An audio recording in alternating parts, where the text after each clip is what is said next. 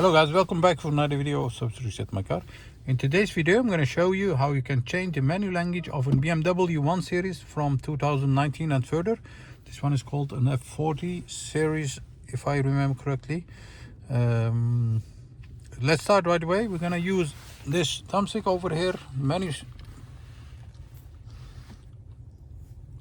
stick. Scroll to find the car area over here.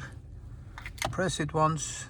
Go to settings, press it again, and you can scroll through it by turning on the knob over here.